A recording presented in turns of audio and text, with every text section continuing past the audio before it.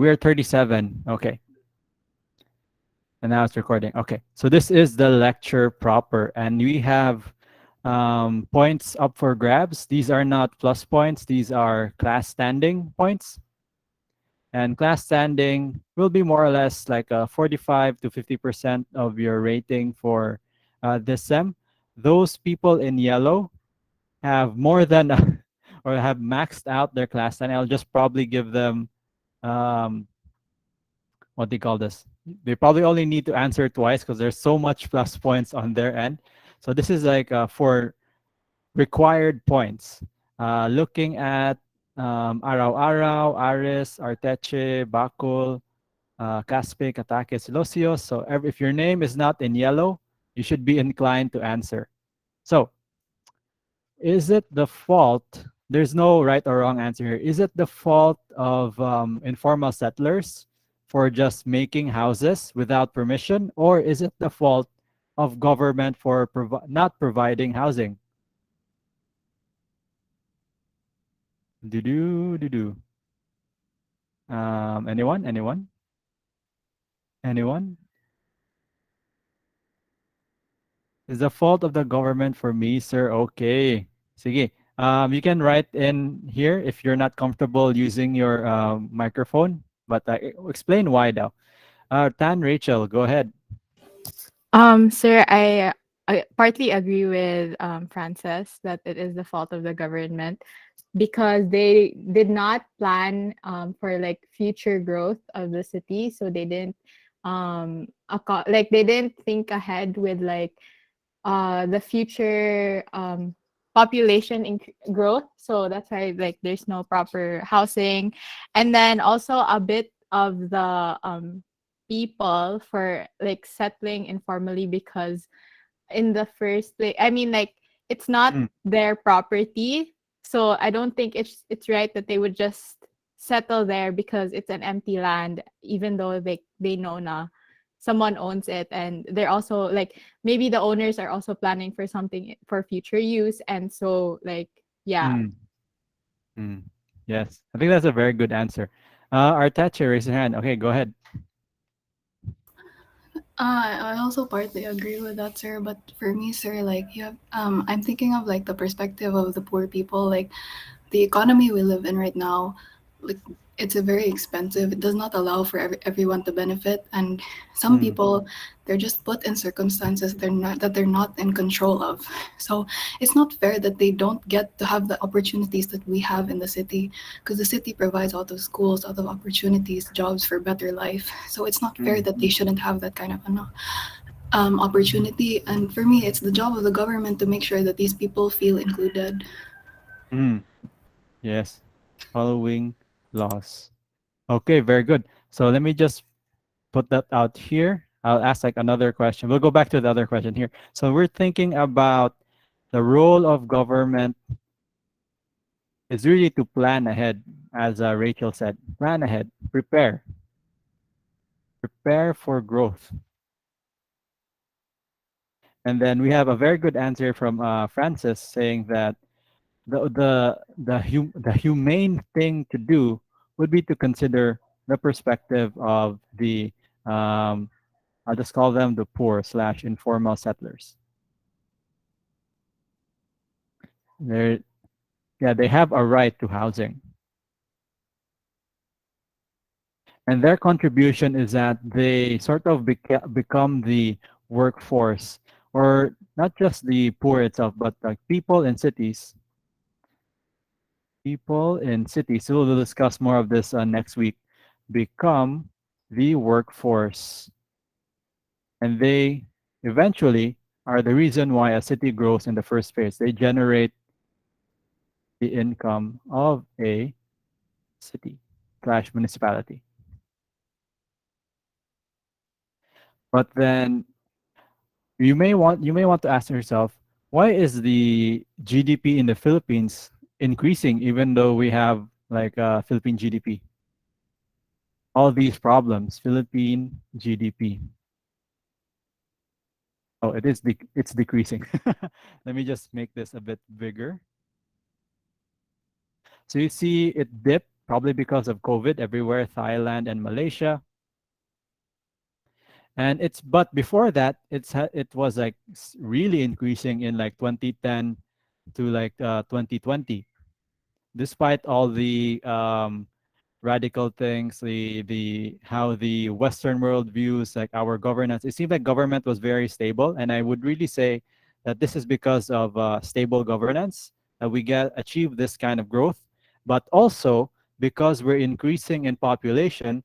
And even though we have an increasing number of like informal settlements, there's also an increasing number of people moving away from informal settlements and joining the middle class, and a few of the middle class join the upper class. So there's that like income elevation still happening, although very small. And then we can't super feel it yet, but it is happening. And then the reason why this like poor become poorer and rich become richer phenomena is happening is really because of like there's so much I'm a broken record. There's so much corruption and like injustice going on that the wealth of at the national level doesn't trickle down all the way to the low income or the Filipino poor, the Philippine what do you call this, masses. And this isn't inherently a urban planning problem. It's more of a social political problem, and but it's good that we're aware of this. So how do you like, for me, I'll just before asking you the question, I'll just give you like a frame. um Although like this isn't an urban planning issue, urban planning can sort of influence or drive this help find ways to mitigate these problems of social inequality. And as we discussed last Monday, right? Today's Wednesday. um, that proper housing really has a profound impact on like human behavior. So let's look at, let me give like a housing impact on human behavior image here. In behavior and society. Let's look at some images. See here. What is this? I'm looking for on humans. Maybe just like something like that.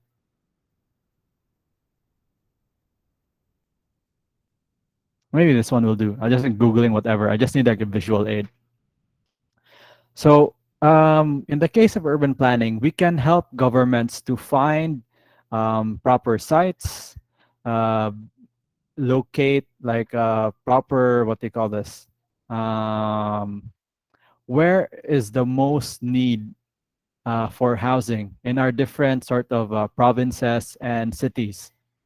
So this is where urban planning steps in, where we architects and even sociologists and economic scientists or like political scientists can analyze the different parts of a city and identify sort of priority areas.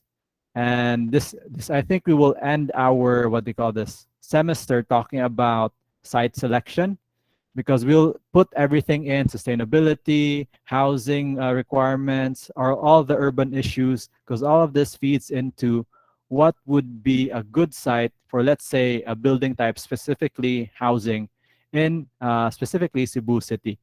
Because there will be a different situation if you're in Manila, if you're in what was that other, Maasin City, Panagdian City, and then just to like showcase that, let me go to Manila really quick.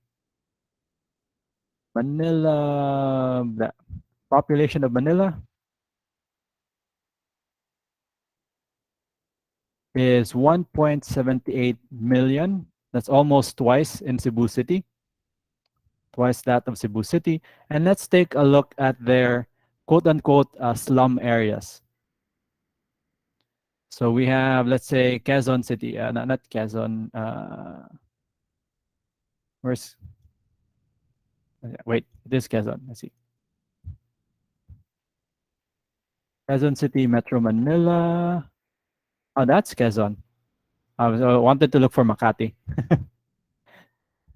Makati is Makati City. Again, my geography is very bad. It's a city. Okay. Look at Makati City population,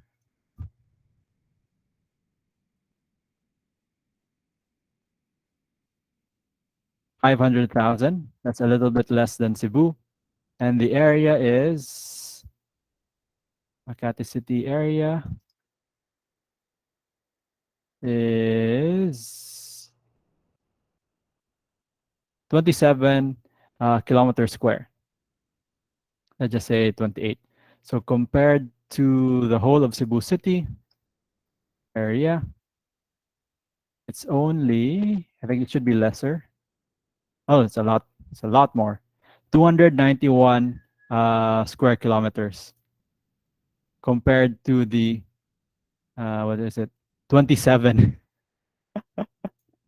So the density here is insane. So just looking at this map, let me turn off the labels really quick. More labels. You can see that these are subdivisions, subdivision housing, like middle to high income. And where did my boundary go? Yeah, I'll just leave the labels on. It seems to disappear. And you can see this is the really low income areas over here. And you have here like a main road, EDSA road, and you have like a commercial area here. And then another, I really hate golf, probably because I don't play golf. It seems like such a waste of land. And then even lower income areas over here. So just looking at those roofs. So I'm going to take a sketch of this. So let's take a snip of this and see if our land pattern models from North American cities are applicable in Makati City, Manila. So I'm going to use Manila because like it's something that you don't know and something that I don't know.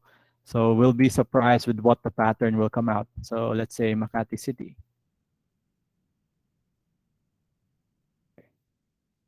Let's see if it holds true. Let me close this. Okay, wait, I actually need those. Okay, I don't need this yet. I'll just save that. So let's try and draw the pattern here. Okay. File, open recent, classroom discussion. I'm just gonna draw with my mouse because like my desk is full of my papers and I don't have room to put my tablet. I think we have a question here. Is there a question? Oh, there's a, yeah, go ahead. Hello? Erase ka ganyan or what? Maybe just pressing the button. It's totally Oh, fine for sorry, you. sir. Yeah. My internet cut off. But I would just like to say that Makati, Manila, and Metro Manila are all different. Manila is Mm-hmm. the capital of the Philippines, and Mm. Metro Manila is the NCR. While Makati and Ah, Manila are completely different. So, ah, I think you're comparing the capital of like Cebu, which is Cebu City, and the capital of NCR, which is Manila. okay, good. Yes, sir. Good catch. Thank you for that. So this is, I'm supposed to look for Makati City area. No, sir. Manila, sir. Just Manila City. Oh, just Manila. So to compare that with Cebu City. Okay. Yes, sir. Okay. So yeah, that's why it's like the areas are so different. Let's see. Although, sir, and the whole NCR is still smaller than Cebu, I think. 42. Yeah. Oh wait, this is just Manila. We can look at NCR area. Uh, National Capital Region area. 636. So it's a bit bigger than 296. Oh, a lot bigger actually. So this, let's say Cebu City is about 300 round up, and then NCR is about 600, so twice the size. And I just want to do, what do you call this over here? This area called Makati. Specifically this, the area like highlighted by Google Maps, probably composed of several barangays. Just to check if the um, the models by the Chicago-based, um, I guess we can call them planners with the different backgrounds in economic, sociology, and geography to see if it holds. And I chose this site because I have no idea, not familiar with it, and then so I don't have any biases or whatever. Okay, well, thank you for that. Who was that again? Joanne. Okay, let me write you down here. Sarsaba. Sarsaba. Okay, city sizes. So I'm like, you're just going to focus on this area specifically. Makati, Makati, Philippines. Where is its boundary? It's really this. So it really is actually a city, first class, highly urbanized city. Okay. Okay, now we have that. I don't know what the pattern will be. This is the first time I've done this. And let's see. Let's see if the model holds up. So we have a major transportation corridor over here. So already we can rule out the concentric model. And now how do we identify the central business district? So we'll look at the building types. And also, I think the biggest or the easiest way to locate the central business district is to look at building heights. So I'm gonna guess it's this area, just like because of the setup, large lots. And I'm gonna go down here and let's look at the building heights. Okay, we have, I think this would be a mid-rise building. Let me count. 1, 2, 3, 4, 5, 6, 7, 8, 9, 10, 11, 12. Exactly 12. That classifies as mid-rise. This one is, looks about the same, 12 to 15-ish. And over here, again, more, this one is like more low-rise, it's like 6 stories. 1, 2, 3, 4, 5, 5 stories even. And over here, a bunch of 2-story buildings. 2-story buildings. This looks like a building in Cebu, actually, this one. It's this kind of like a design of buildings, very popular for, I think, banks and offices. Now, as we move further up, we see a very long, elongated, like, let's see, 6-story building. Looks like office complex. Memorial Park Inc. Huh. Guess they like offer like memorial services. A lot of what do you call this? Car dealerships. Yeah, like what is this? Is that Mitsubishi? I'm not sure what that symbol is. Okay, and then just a little bit ahead, we see our residential towers, high rise. Whoa, whoa, hello. Whoops. Where the towers go? I'm over here. I need to cross the train station. So you see over there, these are very likely residential towers. I need to jump over this. Can I go under here? No, I can't. This is this is a very creepy looking place. This here particularly. A lot of I can like already like hear a lot of like bad stuff happening in that specific underbridge area. Where did those? Here we go. Oh, San Lorenzo Place Mall. Oh, okay. There's a commercial area underneath and residential areas above, more like apartment buildings. Okay, so very clearly, I think we can all agree that this area here, from what they call Walter Mart Makati, all the way down to this the alley at Caravin, White Space Manila, I think very clearly fits a description of a commercial district. Can someone second the motion? Basically, just agree. We got one. Wait, where'd it go? Did someone raise their hand? Yes, go ahead. I agree, yes, sir. Nga correct. Okay, okay. No problems. Okay, we're mapping out this city that, unless some of us are from Manila, will be none of us are familiar with this area. So this is basically um, me demoing the activity. Okay, so we have our central business district here. Now let's look for our um, industrial areas. Maybe we can combine it. You can also identify this as industrial as well. I think someone was raising their hand. If you're raising your hand, just go ahead and use your microphone. I think this one also is SM Glorieta. This I think is also like another business district. So already it's looking like a multiple nuclei situation. Okay, where am I? I'm stuck. I'm stuck in traffic. I need to get out. Ah, there's no escape even in Google Maps. Let's go over here. Let's take a look at the buildings. Whoa! This is definitely an central. Oh, is this the? Is this a Mactan Shangri-La? Dusit Tani. What the? This used to be a Shangri-La. I did go to Manila like a few times as a kid.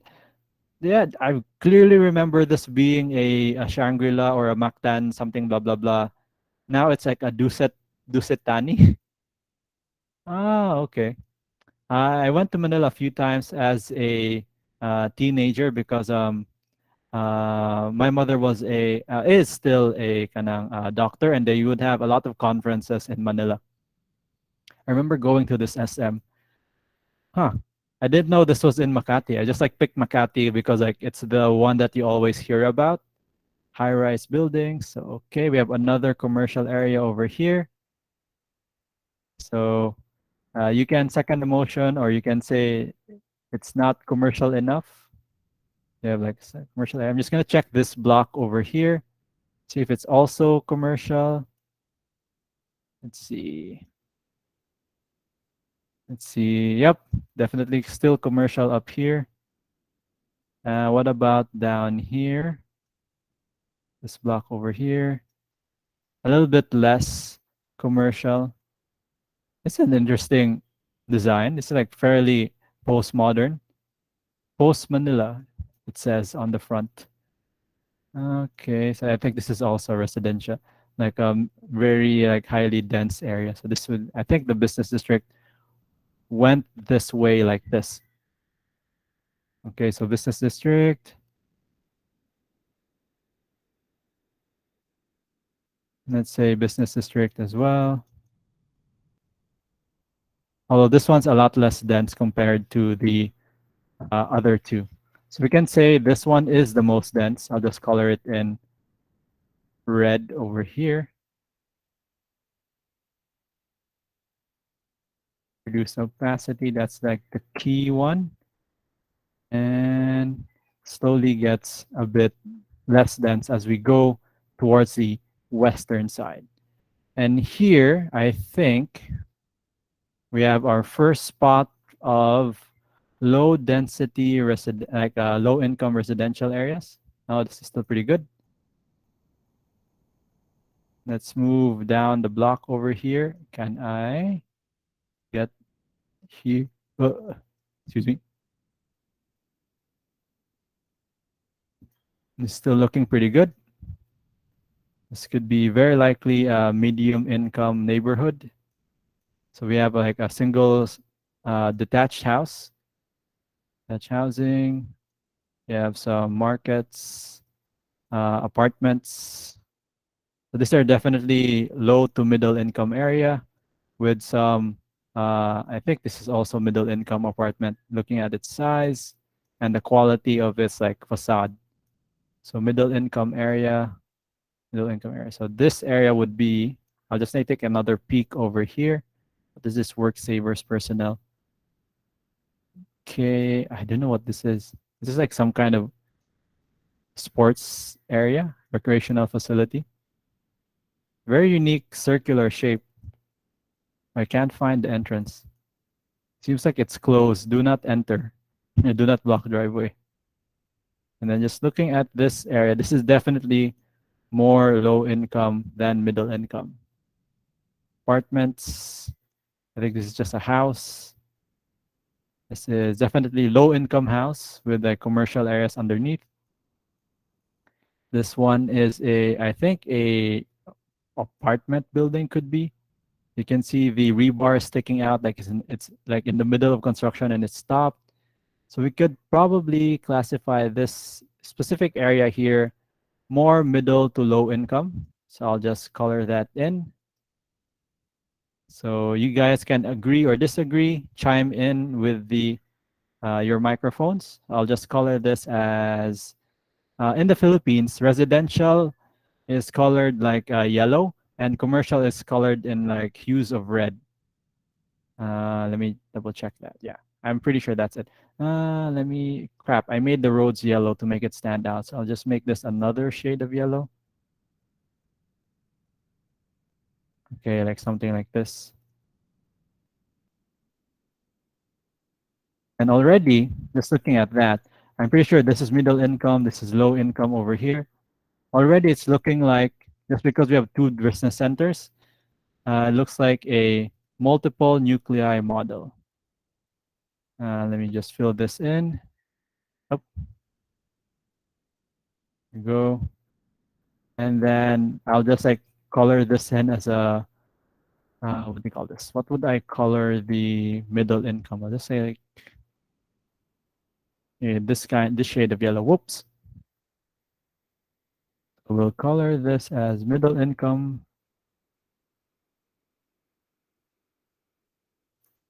Okay, let me actually just go there to check how middle income this area is.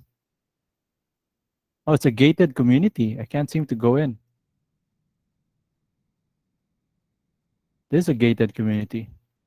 So this might be high income. So let me see. Huh, can't get in. Let me in. Let's see. Maybe some this area over here.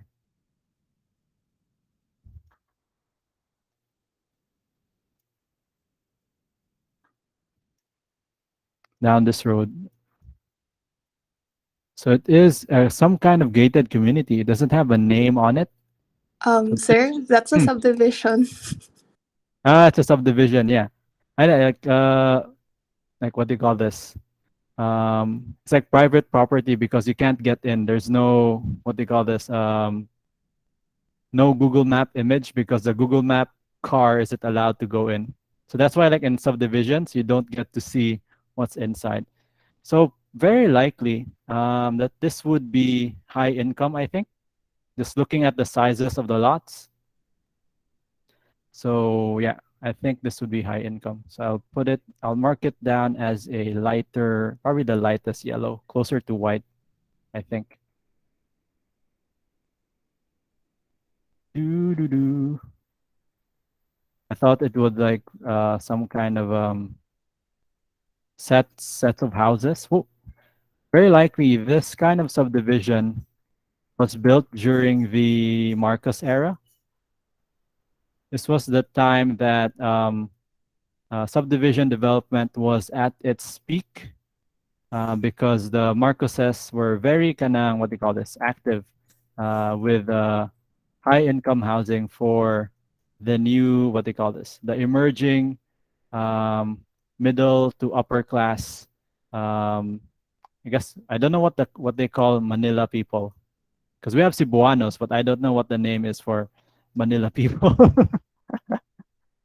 And then of course you have the golf course. I'll just leave it as green because like we don't need that. Very clear that this is an affluent area, high income area because they have a golf course nearby. And then what is this area over here? Let's take a look. This looks like, whoa, I think this is even a bigger business district. Oh yeah,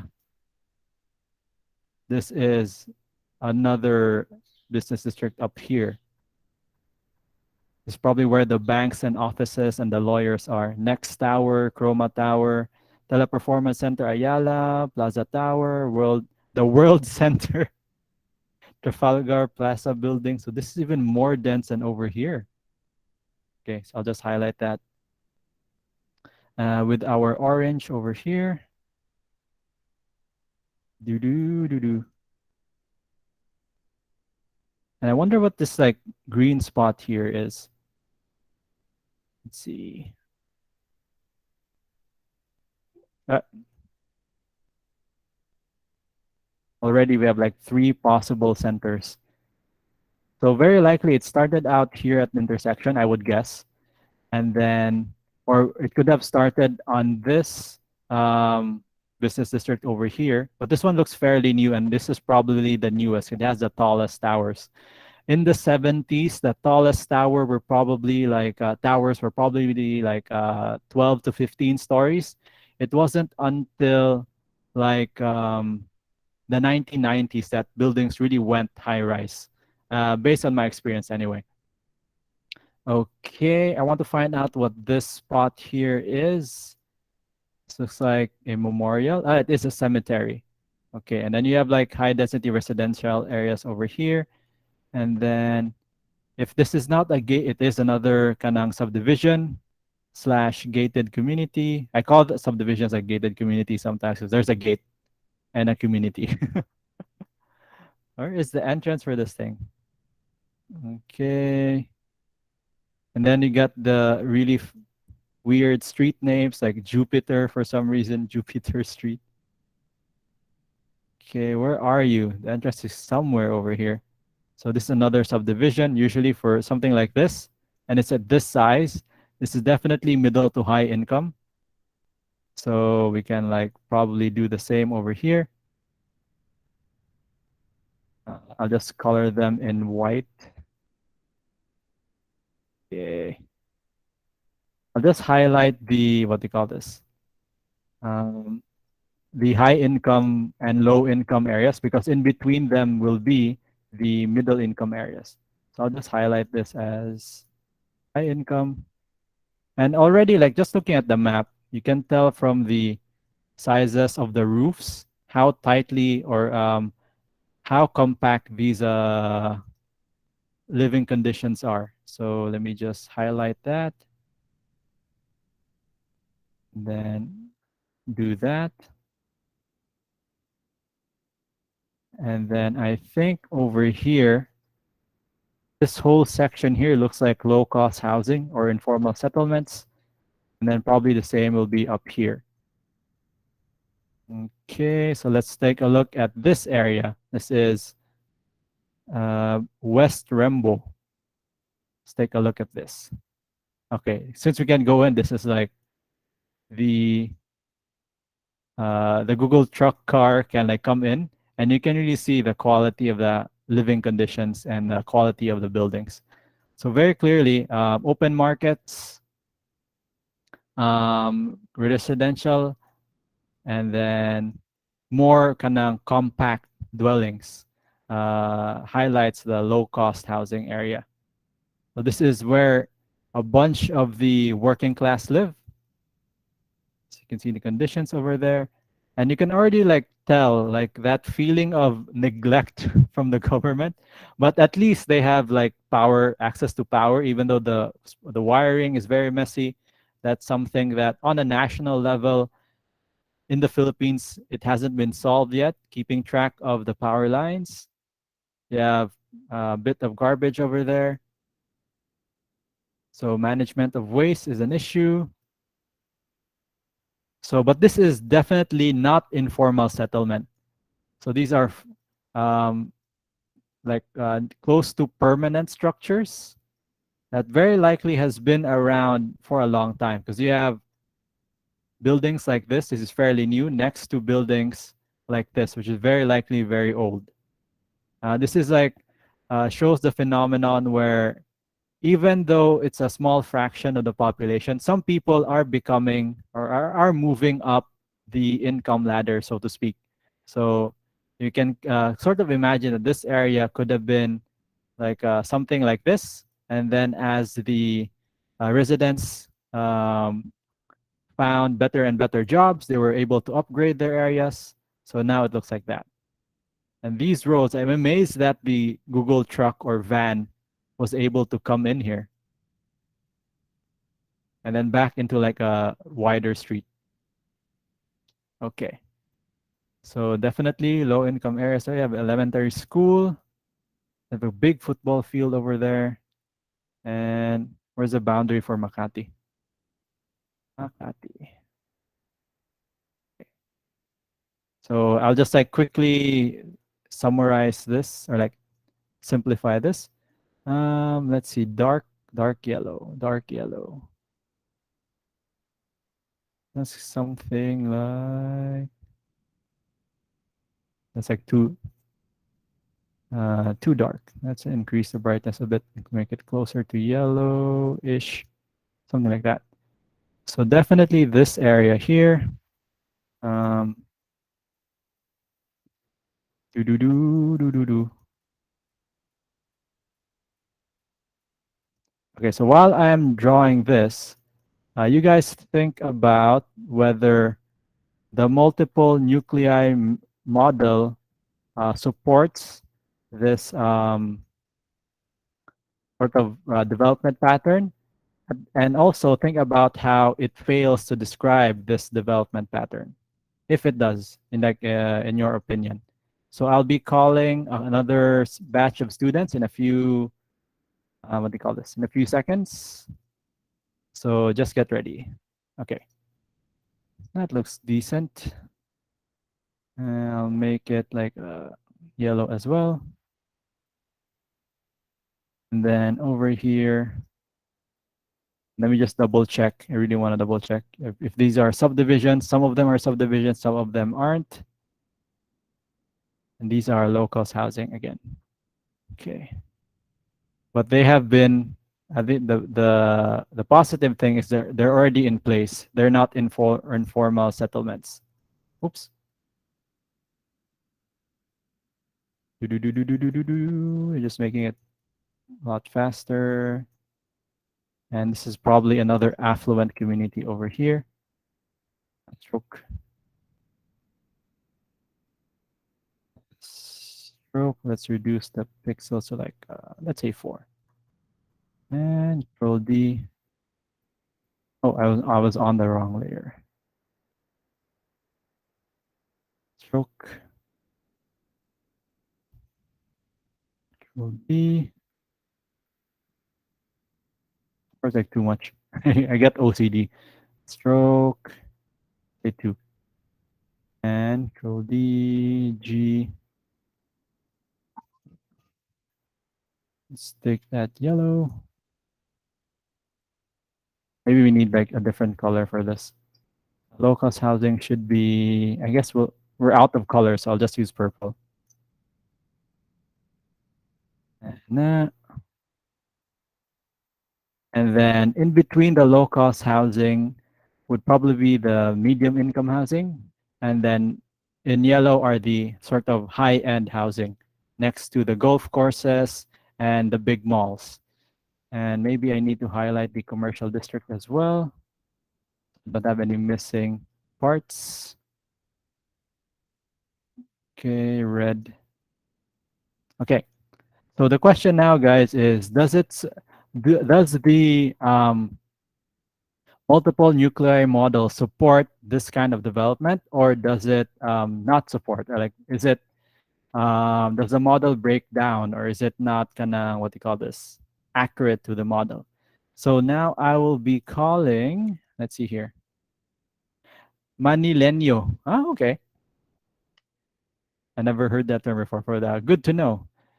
Let's look at again looking at the people who have not participated so much. So over here we have Yuvalios, Sumayaw, Ramirez, Po, Montalban. So anyone who's not highlighted in yellow, I guess I have to call. There's really no other choice here. Let's say Herrera. Are you there? I know you just reported. Hello.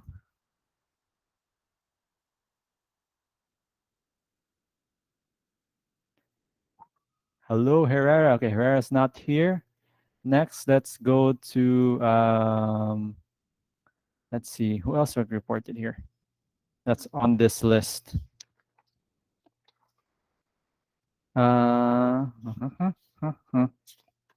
They're right on the other side. Here, on the other paper. Let's see. Gavani is already yellow. Dan Rachel, I know, is already yellow. Let's see. Ferrer is not replying. I think that's all of it. Well, What about Uvalios? Carrie, are you here? Na muna ni. Sir, unsa sir? Sorry. So just looking at this diagram, do you think it follows the multiple nuclei model? If yes, why? And if no, why also? So the multiple nuclei model looks like this. Where is it? Over here. Does it follow that this like pattern? Do you think, or if you don't think it doesn't, if you don't think it does, like, tell me why. Tell us in the class why. I think it does, sir. I mean, from Mm, the map itself, it looks very similar to the diagram that you just showed, and mm, it doesn't look like the circular model. So I guess like it does have a resemblance with the mm. multiple nuclei model Yes. in terms Yeah, of I think like that's the pretty obvious. yeah. Yes. Nah, they're really it's really not developing in a concentric pattern, and you can even it even has the tail that's in the diagram. Mm, So let's see, the tail is, but in the diagram, it sort of like marks the tail as high class residential, whereas in Makati specifically, this is very much low class residential. Let's see, low class residential three. It seems like this area here. Okay, you're okay na, Carrie. You can go back to what you were doing. thank you, sir. Let's see. I'll mark you down over here. If anyone else like has any other opinions, um, you feel free to use your microphone. I think I heard someone raise their hand. Mondaris, go ahead. Good evening, sir. I Evening. think that it's partly kuan sa multiple nuclei model, but I would just like to highlight, sir, that some multiple nuclei model is the high class residential is away from the business district, from the Mm-hmm. CBD, but the kuan in the Makati, sir, that you made kay it is direct ra siya, sir, and then ang murag nagkabali ang position sa kanang low class ug ang high class Mm, residential kay mm, ang tail man nato sa Makati, sir, is ang low class and it's away from the main mm, road gani, sir, unlike sa mm, kaning multiple nuclei model nga um the low class is very near or like adjacent jud siya sa kanang transportation kay ay kanang sa transportation nga kanang roads sa roads kay kanang mas kuan sila sa transportation fee, like they do not own private vehicles for traveling. So more I think mao ang naka-different nila, sir, sa multiple nuclei model og sa kanang sa Makati nga kuan, pero in a way naagyapon siya similarities because of the multiple business districts mm. present in the city. Mora siya, sir. Ako ang na-observe. Okay, very good observation. I'll be sure. I'm like marking it down now. Let's hear. Say. Okay. Where did I go? So I can just like highlight this. Okay, and we'll put that into slideshow. There. So just like the overall pattern kind of follows the multiple nuclei model, and as like Mondaris very clearly described, the location of the housing quality or the housing type is very much the opposite, because over here in the multiple nuclei model, number 3 is classified as low cost residential and number 5 is high class residential, whereas in Makati specifically, the high class is living directly adjacent to the commercial areas, and it's the low class who are living further away. So the next question is, why do you think this is happening? And I think the key factor here is transportation. So transportation. So instead of having a quiz, we'll just do like some quick questions. We'll end like we're up to 6:30, so we'll go for all the way up to 6:30. Let's see here. On my class records, I'll mark down Uvalios and Mondares. Anyone else, if your name is not here, Mondares. Let's have another +5 over here. Just keep on adding until you reach the maximum of 80. Uvalios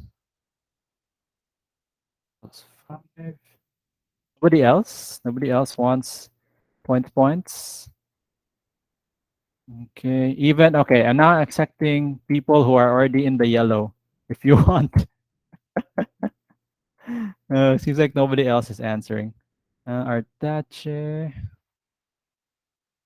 Artache goes to. Okay, anyone? Come on, guys. Come on. But I think a lot of you don't need it. So just looking at the average here of 1.84. The only people who really do need it are those like in the near the bottom na si sorry, I'm like exposing your grade. Bro Katakes, are you here? Katakes? Okay. Yes, sir. Yes, go ahead. Just like to help your class standing, Bitaw. Let's see here. What was the question? Oh yeah, the question was, why do you think in the 1945 multiple nuclei model, where it shows low-class housing directly next to the central business district, why do you think this happens in this model? I think I described it in the module. Oh, wait, sir. Sige, go ahead. So while we're waiting, let me just do this. Let me ask another one to get on standby. Let's see here. Another sort of endangered student here is Celosius. Celosius is Giza G. Celosius here. Seems like wala. So I'm just gonna expose your grade. It's the only way for me to know who needs help. Declaro. Jan, are you here? Declaro Jan. Seems like wala. Herrera Lizer. Lou. Wala. Uh, Mercado. Hello. Wala. Any of the kanang people in yellow, are you there? Hello. Yes, sir. Who's this?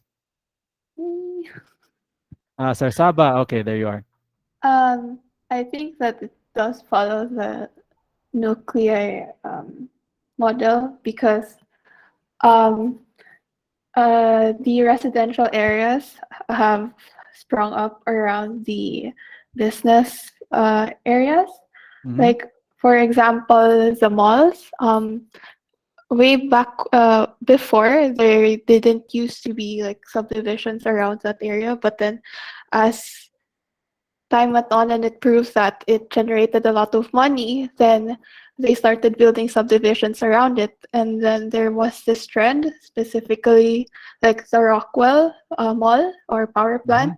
Mhm. Their development at first, it was only like a mall, and then they started developing like a subdivision and other connecting spaces Mhm. to those residences. So it's like they're really building a space around the business because it's like a circle of profit, and to Mm. also like create loyalty around their brand. And Mm. you see that like a lot in the NCR specifically because it's such a business based region. Mm. Mm. It's really the most obvious in BGC, which is in Taguig, and also in Quezon City. Actually, the first one really is in Manila and Makati. I'm not really sure which one was Mm, first because in Manila, the more popular ones that you can find there are the schools, and then in surrounding those areas are the residential areas, and then came the businesses and so on and so forth. oh, very good, very good. We got like a bit of history there. So, thank you for that, Sarsaba. I'll like be sure to note it. So that's also another interesting point. Like, basically, what I got is that the people who made the commercial buildings also developed the residential areas. Yes, sir. Yes. For those who can pay for it, and then Mm, the ones on the outermost circle, let's say, are mm, those who the low cost housing or mm, mm, no houses. mm. There's also a part in the module where I think it was all the way back here in the concentric model, or like either the concentric model or sector model. One of the urban theorists said that the older buildings would have been located closer to the central business district, but then got bought out or upgraded to like high cost or high class housing, which forced the low income residents to move further and further away from the city center. So this process is technically like more popularly known as gentrification. So let me just write that down here. They have a text thingy. Home, new text, insert text, text box. So take note of gentrification. Of gentrification. And then I think who was that we asked earlier na wala nakatubag? Me, sir. All right. So your question was why do you think na nabali ang multiple nuclei model sa Makati kay high class duol sa business center versus low class away from the business center? At the nuclear model, sir, for me, I think that the low class is nearby, like the central business, like the district, because it Mm, would make sense for them to be near because they don't have like vehicles to go to the go get their necessities, so it exactly. would be Mm, more accessible. But now I think it's because maybe it fits better if like the low cost housing is further away from like the center. mhm, Something about like class or something like that. Like mhm. the level. Yes. Sorry, what was your last name? I forgot. Katake, sir. Katakes. Okay, very good. So thank you for helping me give you plus points. Basically to help like angat your grade. Anyway, yeah. So this like phenomena that Katakis is mentioning, I really think it's because of land prices or land value. So if we have like a very big commercial district, land value tends to increase, um, almost similar to the concentric model, where if this is the very kanang active economic zone or business district, the adjacent property or lots almost like doubles or triples in value. So like what Sarsaba said, private developers would buy that land from the local residents at a higher price. And because the local residents need the money, they agree and they're forced to move further and further away from the central business district. And another big reason why they agree is because of the existence of public transportation. So we have the jeeps here. I think Manila also, I'm very sure Manila has a one big railway, so access isn't such a problem because they can just move further away. They get the money, they move like a couple kilometers away, and just have to add like maybe um, 30 minutes to an hour of travel time. And then, yeah, they're basically happy with that. And then for the private developers, they get to develop this new property over here, double or triple the price of the land when it was just like low density resident, like not really low density, but low value residential to like high to middle value residential. And then some of the negative effects of this um, sort of development is that there's like more like social political effects where the urban poor are alienated or disconnected, while the 1% or the high income population are much more favored. And then this type of development, so let me just zoom in back here. Where'd it go? Is very kanang low density. Looking at these houses here. So in the same like area, let's say this is about, let's see, total distance over there. What is the area for this? Let's see. Total distance about 300 square meters. That kind of site could probably fit. Can I move this? I wonder. Probably not. That kind of site could probably fit two low to middle income housing units, something like that. About, yeah, this is about the same, and you can see clearly like you can fit two houses.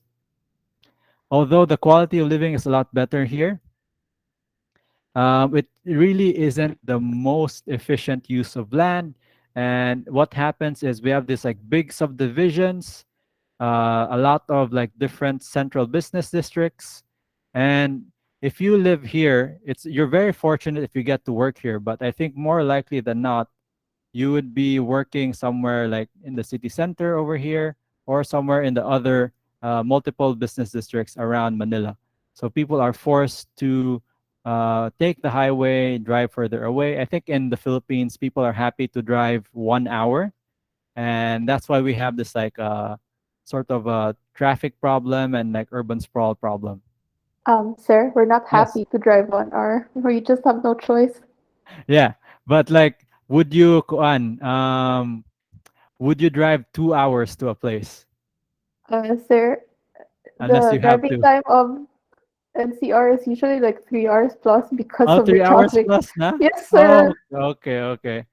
So it's Sir, it's not the traffic now because of COVID, but before, kay, the traffic in Manila is very different from the traffic in Cebu. yeah, yeah, yeah. I made my very wrong estimates there. So very good that we had a few people who live in Manila. So my limit personally is like 1 hour. If it's like 2 hours away, I'm not going there unless it's for work, where like I have to visit a site or something like that. For that's like the tolerance for most what do you call this? For me and like the what do you call this? When I was in Sydney, people like 1 hour maximum, or like they don't even like 1 hour. Like that's their breaking point. As much as possible, they want to spend like 30 minutes in traffic or whatever, something like that. So that's really bad. And this kind of development with like a lot of low density housing just promotes, basically because it's low density, it's taking up so much land, and that land could be used for the people who don't have the kuan, what do you call this? Like we're thinking about the what they call the like the clerks, the store clerks, the blue collar jobs, the basically the low income jobs. So they're forced to take sort of public transportation, and because um, let's see here, I need an estimate for the total population of Philippine population by income. Uh, Let's see, family income expenditure, images. Let me see here. They get some percentages over here. This is from Rappler. Who are the middle class? So in urban areas, let's see. Oh, there's actually a lot more. There's actually lesser low income but not poor. And then in rural areas, they live further away from the city. So the closer you get to the city, there's actually more high income but not rich. Okay. Okay. So if we zoom out a bit more, so the people who live here, like I'm just estimating, will definitely have lesser income than the people who live here. So let's say De La Paz compared to the people in Makati, they have a lot less income. And then because you have a lot of people living together, very likely the people who live in this like subdivision over here probably don't work nearby, or if they're lucky, they do work nearby. They probably work somewhere several hours away. So that's why we have traffic. So going back to a place that I do know, Cebu City, see over here. So very likely our sort of high income residents are living, let me see here, are living here in Guadalupe, Guadalupe over there. Couple more probably in the, let's see here, I'm just going to guess. Um, Not so much here in Marco Polo Plaza.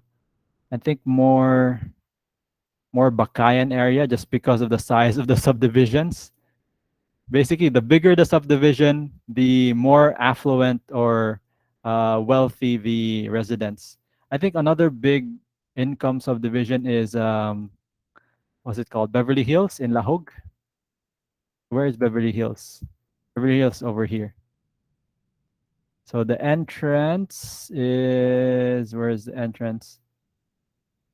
How come it sent me to like a middle? Like let's just say look at Lahog. Lahog, Cebu City.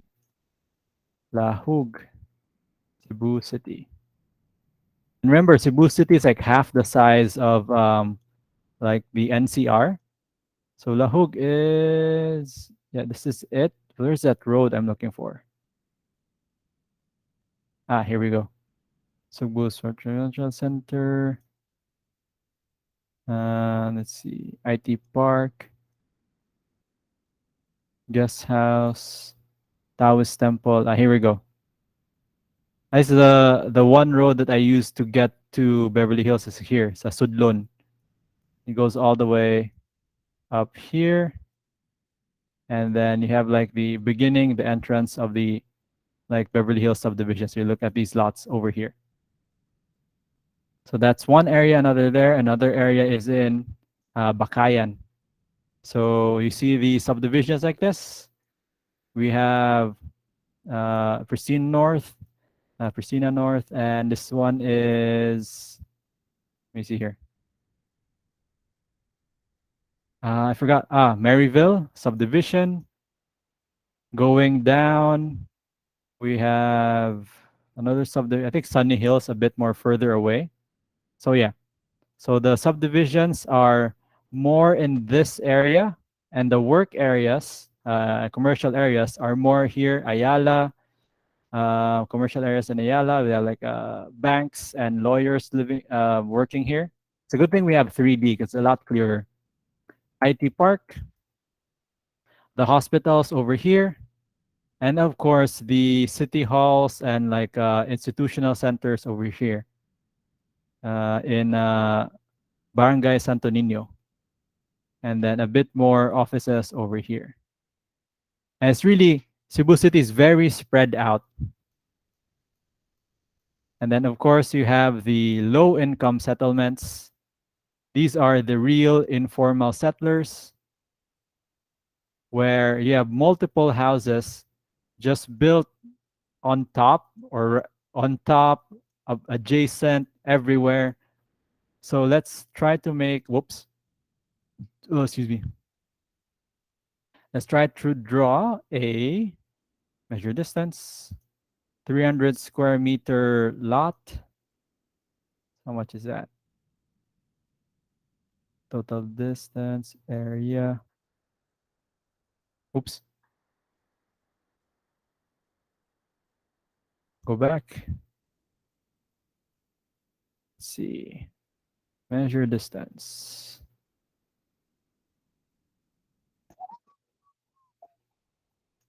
Something like that. So that's 100 square meters. Let's make it a bit bigger. That's 280. That's 300. So in 300 square meters, we looked at a subdivision lot in Manila that was just one house.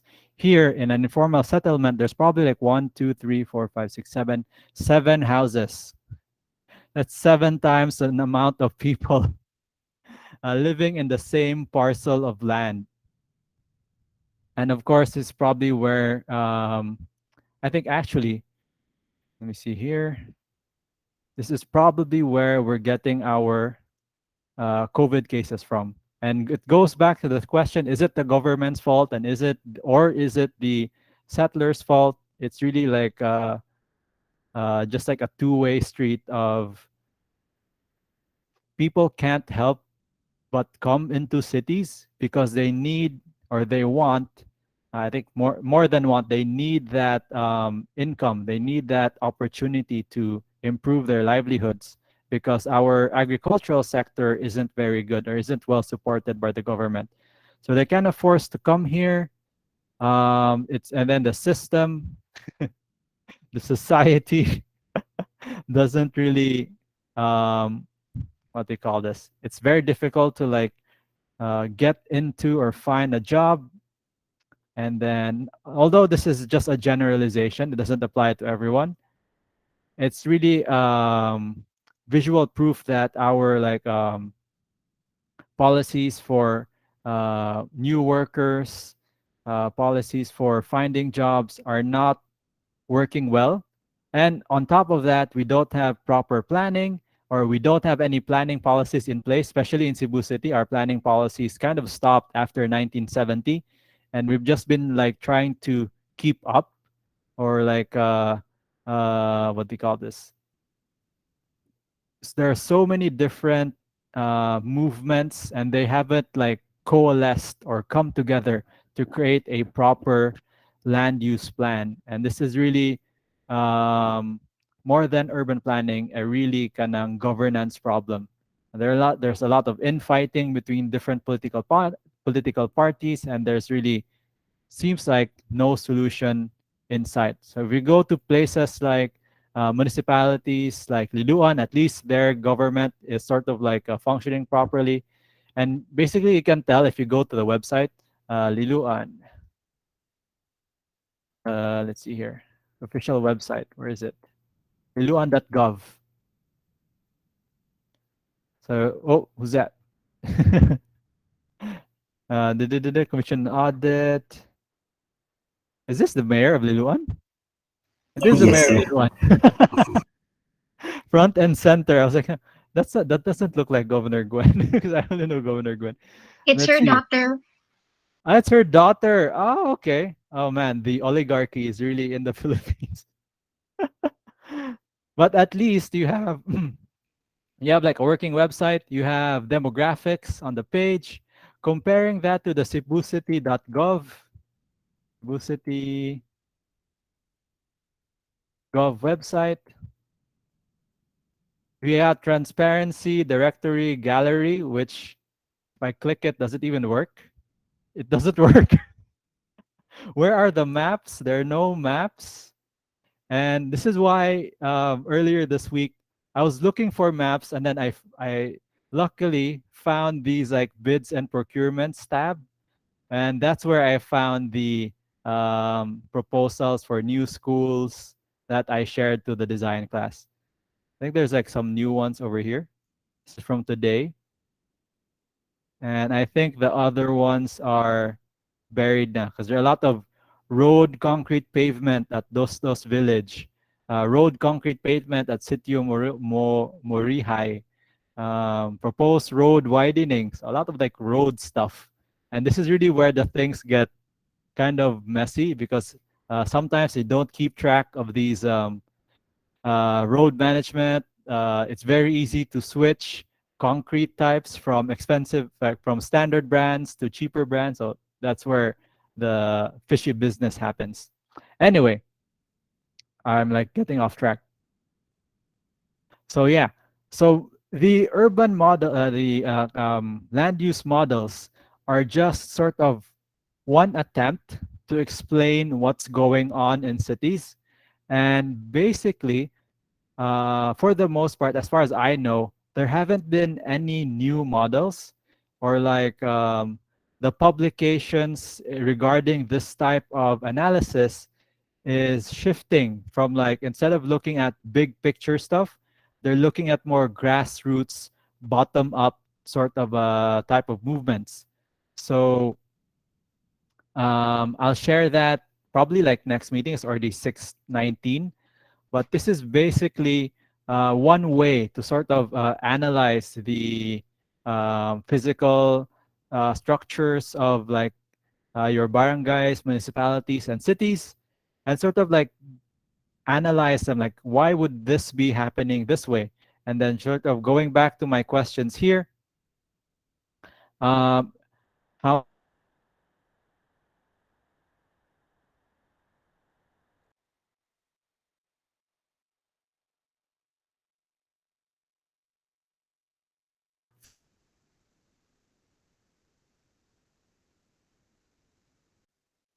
many six meters, which roughly translates like 3 meters per lane. That's basically the smallest interior road you could go, like for vehicles. Is there a need to remove tricycle and habal drivers? I think you don't really need to remove them entirely. In fact, I think it's a good idea that they exist. They just need to be regulated.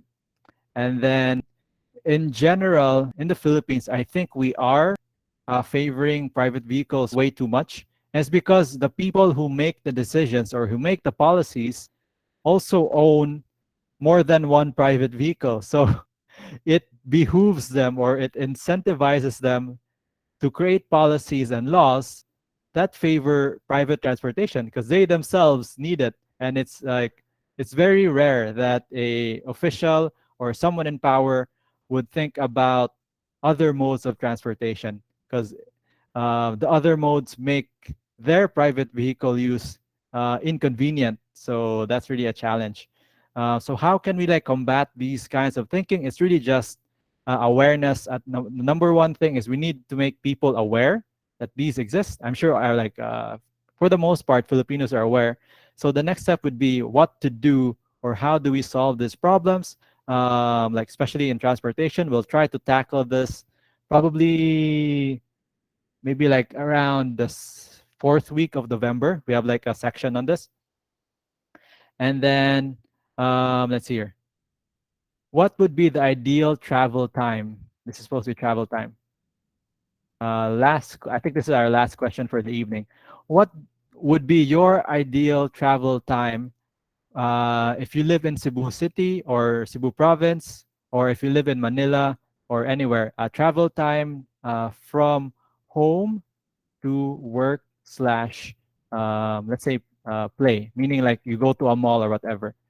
So I'll just highlight this. Let's see here. How long we're still recording? Let's see. Who else has not sort of joined the discussion? We're done with Katakes. So anyone can reply for the last 5 minutes.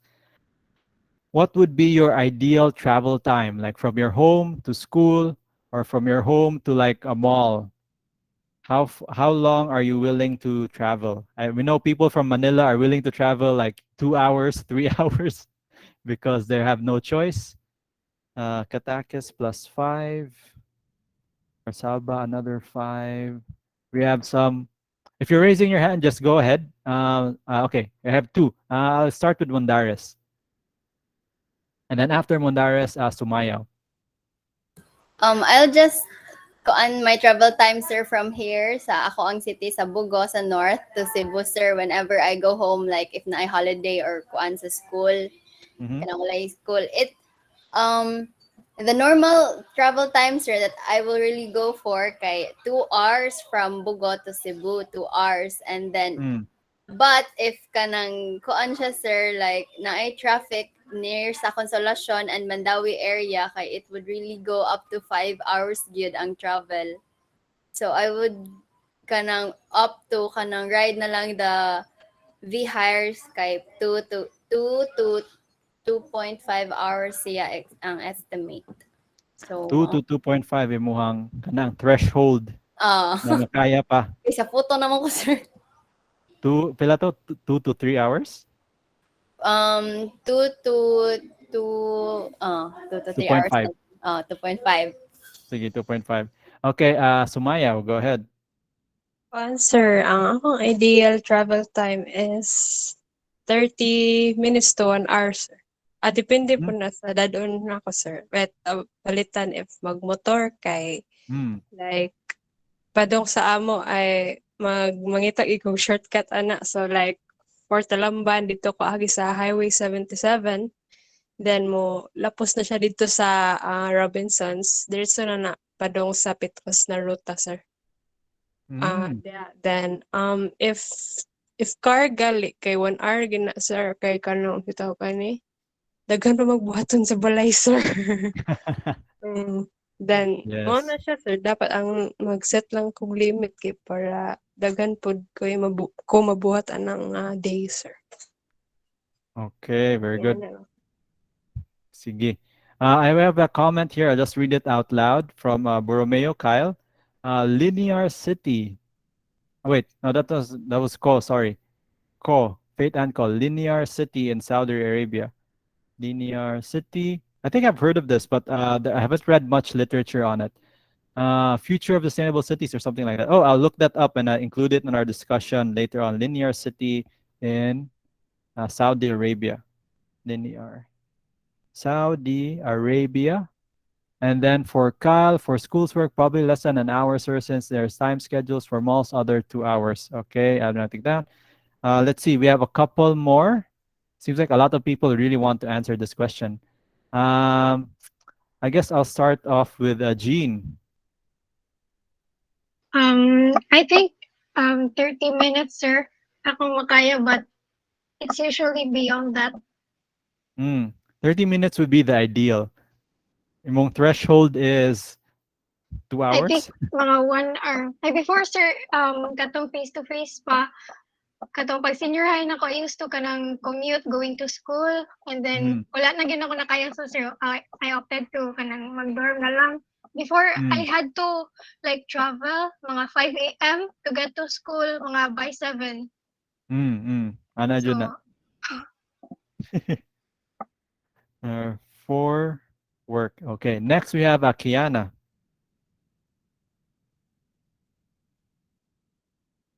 Hello? Hello, sir. There. Same as the others, sir. For me, is the ideal bito is like 30 to like 1 hour. Mm, Because like from Talisay to Talamban, sir, it's like if wala dyan traffic, like I can go there mga 30 minutes ra. Or less if like I go beyond the speed limit. Which oh, is good. one, sir. And yeah. For like if malls, sir, I can go for like an hour if layo dyan kasi. Ayan. Mm-hmm. Yes, sir. That's all, sir. Sige. Sige. Okay. Next we have Mariel Fritz. Hello, sir. For me, sir, kay as a commuter, gid, sir, all my life, kay I don't know if napakoy threshold, sir, because naanad na gid ko. So, from home to school, sir, it usually takes me 2 hours, sir, to travel. Kay, the concert, it's mixed with the traffic and the availability of the transportation, sir, kasi since daghan og tao, so murag mo take og time just waiting to have a ride, good, sir. So I think mas kapoy siya if like ang travel time is like you're just sitting, but dili kay siya kapoy for me if like you have to transfer from one vehicle to another, kay murag makalakaw pa man ka, sir. So murag maputol ang boredom while just sitting down. So Well, that's good. If for I'm me. stuck inside a bus for 2 hours, mabuang na ako. Uh, okay, let's go through a couple more raised hands here. Emmanuel. For me, sir, kay same lang sa nila 30 minutes, sir. Then, based from experience ako before, if kanang during face-to-face na class, kay akong max sir na patience. Kay around 1 hour to 2 hours, especially na kanang, okay naman ako 2 hours, sir, kay like, sa akong case ato before, kay sa kulan man akong eskwelahan, then one ride naman sa go, sir, so ako siyang i-take advantage sa sir na mo sleep sa jeep para makasave ra sa kog time Oh. para inigoli kay diretso dayon ka ng classwork dayon sir. Yes. Okay. Kinda good student life. We have a couple more. Vanessa. Vanessa C. Ay, sir. Sa for school, sir, kay katong pag face-to-face pa, sir, kay Mm. morning, kay mumata jud og 5, sir, para 30 minutes kung makaabot sa TC, sir ba. And Mm. then, and uli, sir, kay ako ang akong okay nga time nga para mauli is 2 hours, maximum 2 hours Mm. because of traffic na. Labaw na Mm. sa kuan sa Banilad and sa Colon nga part. And Mm. for if kanang mulaag sir kay mga 1 hour maximum akong okay ra sir. Okay. 1 hour lag. Travel times lag. And then finally, Rona. Hello sir. So, I kanang stayed jud in a dormitory inside the USC campus, sir. So, I usually ride the kanang shuttle. Then it took me mo go down pamangko and musakay na pog shuttle. Then usahay magline pa it took me 15 minutes, which is very much ay kanang shocking pud kay sir kay in my experience when going to SM kay from Cordova to SM, if kanang mga dawn or like mga sayo sa buntag, sir, it is only about 15 to 20 minutes. And usually, Mm. if kanang you ride a van, kanang mutik siya about 1 hour to 2 hours ang travel time, especially that around Lapu-Lapu and Mandaue Bridge, kay dara yun ang kanang murag red traffic gid Mm. kayo. 1 hour, 2 hours. Okay. So, muna ang maximum 2 hours. Okay. And then we have a couple of maps here shared by Joanne Sarsaba. I'll just share that on the screen. These are very good maps. I think they're official. Yes, they're official Cebu City maps. Oh, sir, Sir Mm. Elizaga shared it with us before he passed. We need to use this. I'll use it as well in our discussions. But these are I didn't know like we had this. I'm sure they existed before, or I didn't get to like secure this. So this will be very useful for our discussion. This is Poblacion Pardo. Okay. So you can see here the orange is zoned residential, but there are no existing residences yet. Okay. Very good. So this is very good. So pasalamat ni Sir Troy.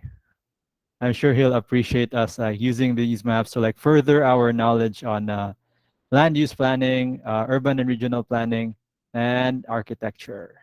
Okay, so that's our time. I'll try to talk more about this next week. Our focus next week will be, I'll just stop presenting here. Oh no, I need to record this. Our focus next week will be on transportation, housing, all the stuff we discussed.